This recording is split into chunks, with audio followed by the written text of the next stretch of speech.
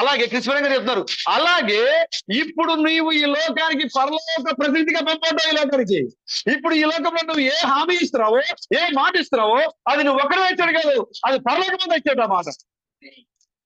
హల్లెలూయా. మనం ఇప్పుడు చెప్పొచ్చు, ఓ హయేష్ బ్రదర్ నీకు ఏ సమస్య లేదు, ఏ దుఃఖం లేదు అని నేను చెప్పినప్పుడు అది నా ఒక్కరి మాట కాదు, పరలోకమున దేవునితో పాటుగా దేవుని దూతలు, చెరువులు, కెరూబులు, పరిశుద్ధులు అందరూ మాట ఇచ్చాడు అక్కడ.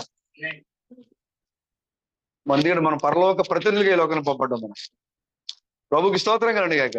కాబట్టి అది నీ యొక్క మాట, నా ఒక్క మాట కాదు, మన పరలోకం అంతా ఆయనకి హామీ ఇచ్చింది. కాబట్టి అప్పుడు దేవుడు ఆ హామీని ఆయన తీసేస్తాడా? ఆయన భక్తిగా, నీతిగా, యథార్థంగా ఉన్నాడు. ఆయన వాక్యానుసారంగా జీవించినప్పుడు మనం ఆయనకి హామీ ఇచ్చాము.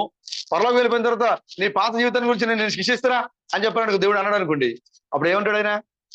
అయ్యా ఆ రోజున మరి భూమి మీద ఉన్నప్పుడు మరి రాజు బ్రదర్ నీ పరలోకంలో నీ పాపాన్ని క్షమించబడింది నాకు ఆయన